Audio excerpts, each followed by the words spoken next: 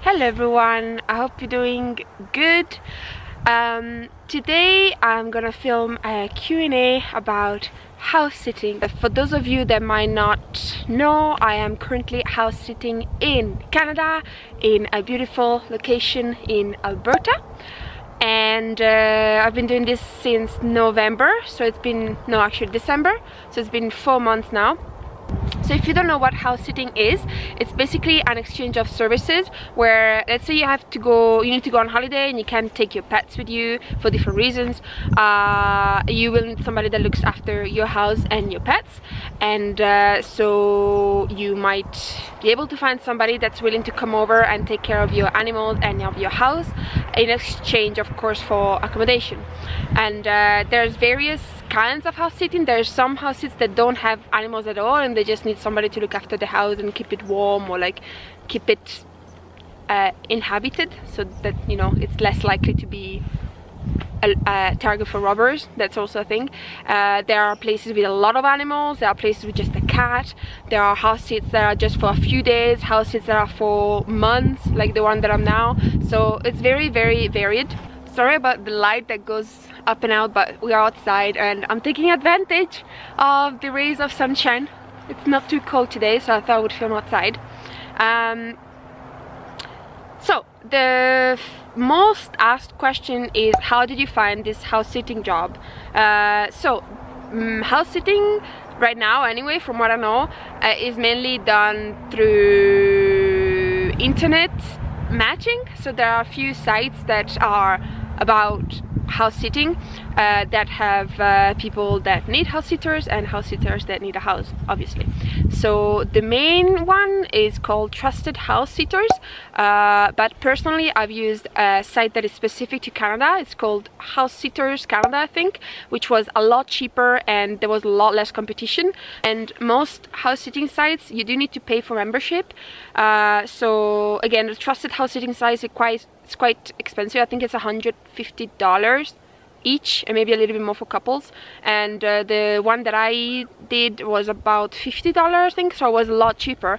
And I know that it sounds silly. I mean, it might sound silly to pay for such service, and it might seem like a lot of money to just see listings, but if you think about it, if you are able to house sit even just for a few days, that would be the price of an Airbnb. So in the long run, if you are serious about house sitting, even $150 is not a lot of money. Yes, those platforms basically allow you to search for house sitting in your specific region. So the one that I used, you could search by region in Canada, by time, by kind of pets that they had, and so you get your listings and you get pictures and a description of what people need, and then you can get in touch with them and, you know, start seeing if you are compatible, if the thing is compatible. So yes, there are several sites. I will maybe list them down below, and yeah, you can go and have a look.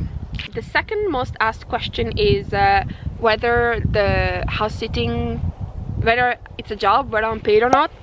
And no, it's not anyway, the ones that we've done. Most times it's not paid, unless you are looking at professional house sitting, which is something different, and those are different sites. So for those, house sitting might be like villas or like very high value properties and that kind of thing that need people, and also you usually have to go through an agency to find those jobs. It is possible, there are people that do it, but I think you need to have experience beforehand to be able to get a gig there. So maybe if you want to do that professionally and get paid for it, then maybe start doing house sitting like I'm doing, just an exchange of service. You don't get paid, but at least you get some references, you get some experience, and then you can jump into professional house sitting. It's a bit like woofing. So working in farms, like most of the time it's voluntary basis, but sometimes they want to pay you. So maybe for more complicated house sits, so for example if they have 50 cows, or like they are lambing season and they need to leave, then maybe if you have experience in those areas, then maybe you could haggle on a remuneration. I don't know, it really depends on the person, on the offering, and but I wouldn't go into house sitting wanting to be paid. Yeah, I think you have more chances of getting picked up if you are not requiring to also get paid, because there are a lot of people that don't want to get paid to do this job. So that's that. Okay, I have a really good question on Instagram. She says,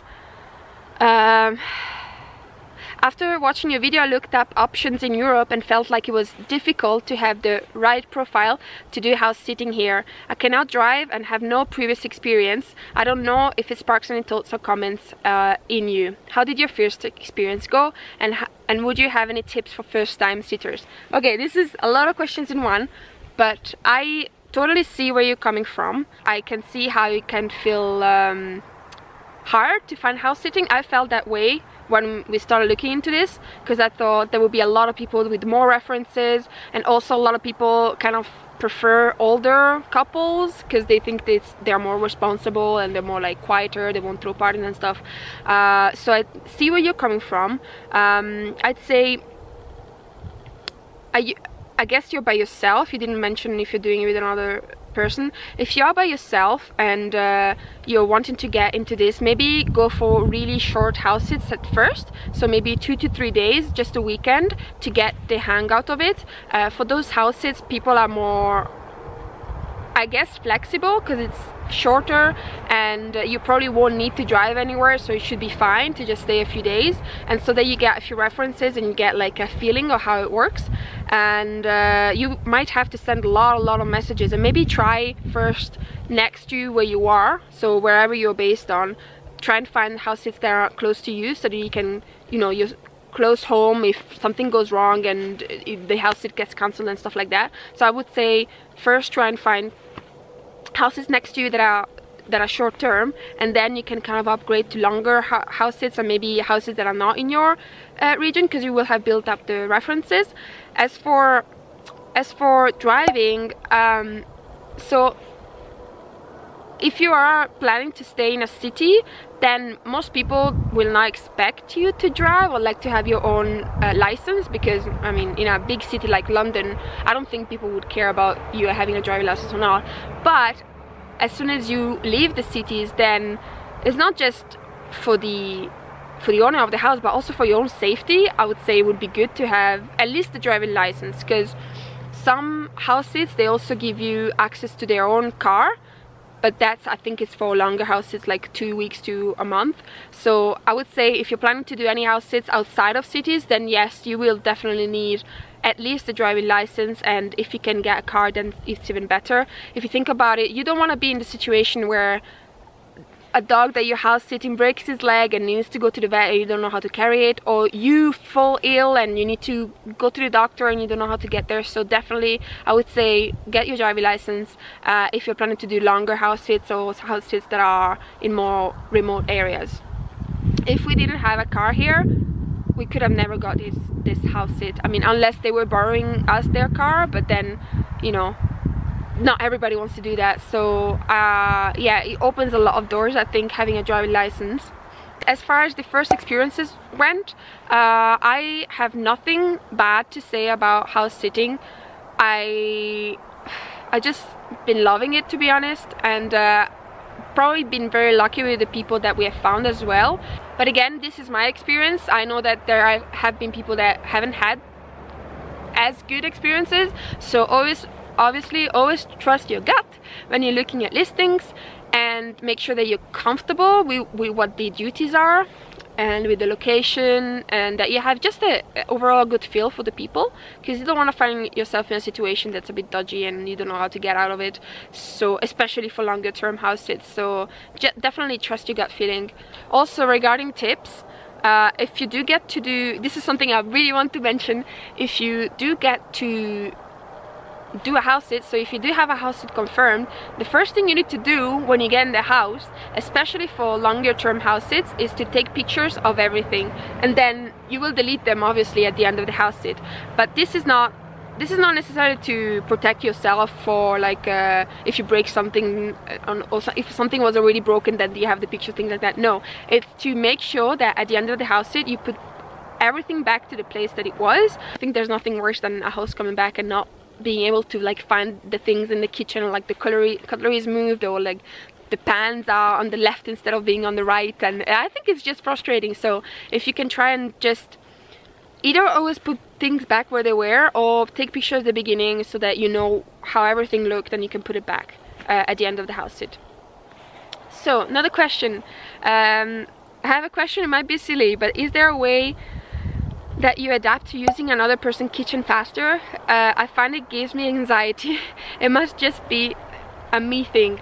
No, I totally get it. Honestly, it takes a little while to get used. I see what you mean, especially for the kitchen where things are and stuff. And obviously, especially if you like to cook, you might not have all the gadgets or things that you're used to have. Like, it really depends on the house, but some people don't use certain things, some people have a lot of things that you don't know how to use, so you really have to adapt to what's available. If you are very picky, or if you are very, for example, if you really like to have smoothies in the morning, either ask before if they have a mixer or bring your own, because you don't want to be coming in a house where maybe they don't like to cook, maybe they just have cutlery and dishes and they have a pan, or you know, you don't know what's expecting. So either bring your own stuff that you know you can do without, either ask questions before. And in terms of getting used to it, I think honestly it just takes maybe a week. There's a chipmunk over there. Yeah, I think you just need to be patient and give it a week. Yeah, not really a house sitting related question, but kind of. Somebody asked if the Alberta winter has been surprising or challenging for me. I think it has been less challenging in terms of cold than I thought. I thought I would be suffering of the cold a lot more than I did. There have been a few really cold days, like -40, but again, if you have a comfortable house and heating, then you're fine really. So I think what I miss is just coffees, like going for coffee for work, because the closest cute coffee place that there is here, which is really cute, but it's 45 minutes from here. So as we don't really use the car, we try to use the car as least as possible. We're not really, you know, we can't really justify driving 45 minutes there and back for coffee. So that's what I miss. I love the remoteness of the place. I love the spaces that there is, but I do miss, I think, the proximity of commodities really, which is, I mean, you can't have both. You can't have space and nothingness and commodities close to you. So that's that. I think I'm gonna film a video about things that have surprised me about Canada, like a few things that you really just need to get used to coming from Europe. But after you accept those, then everything's good. Yeah. Somebody asked, what is the best thing about house sitting? For me personally, is having a dog. I know it sounds cheesy, but obviously, like, being able to experience different countries and having free accommodation, that is great. But for us, for me and for Ron, particularly at the moment, we're really missing, I'm really missing a dog. And we could afford, you know, renting a flat if we wanted, but I really like to be able to take care of somebody else's dog, and that it's just for a month and then we can move somewhere else, and then a month and then we can move somewhere else. So it really allows you to live like a local, take care of animals, which is great to me anyway, although it's really tough to leave. Like, believe me, it's really difficult. I'm dreading the moment that we'll have to live here because it's gonna be so hard. But yes, to me the best thing is taking care of pets and being able to experience life as a local. Yeah. Somebody asked if I like the life in the house. Yes, I do like the life in a house. I miss the van sometimes, but I think especially for winter it's a really good solution to have house sitting, even if you live in a van, because it allows you to have the comfort of, you know, a bath and heating whenever you want, and to just chill and maybe prepare and work on projects for the spring and the summer. So I really like the solution of maybe being more stationary in winter and then being more nomad in the warmer months. So yeah, I really enjoy living in a house. I do. I really enjoy that it's not my house as well, so I don't have to kind of worry about all the maintenance of it because it's not my house. That is really also good. Do you do skiing or snowboarding there?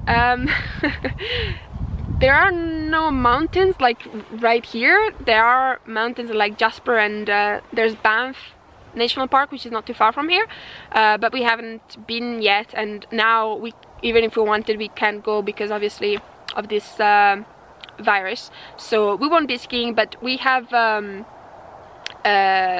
cross-country skis that we can use around the property, which is really fun.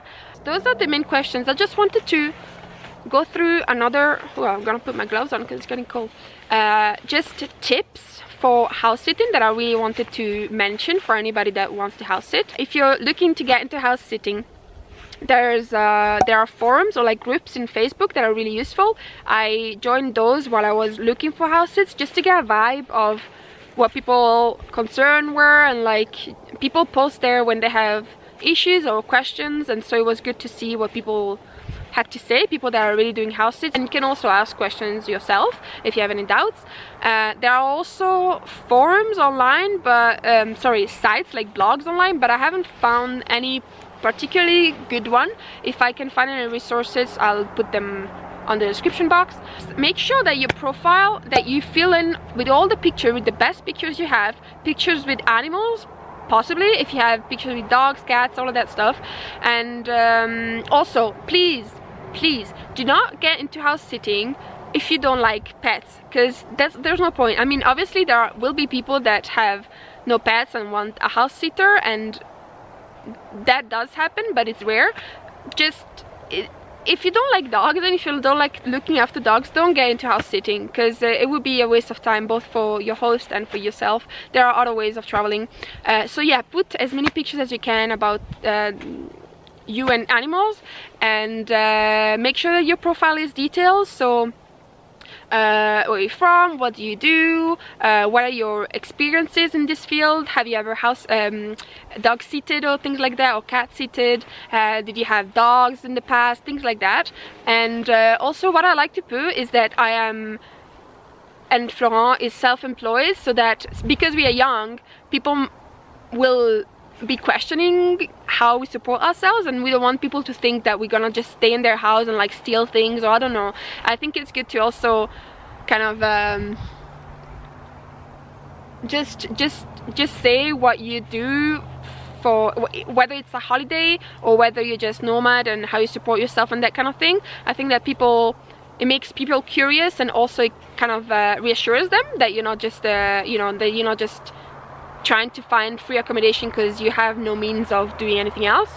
If you're new to house sitting and you don't have any references, maybe go for a really short house sit just to get one reference, and that will help you so much. We didn't do this. We were lucky to find 1 month house sit straight away, so we were super lucky and so grateful that that happened. But maybe do that if you're seeing that you're struggling to get deals.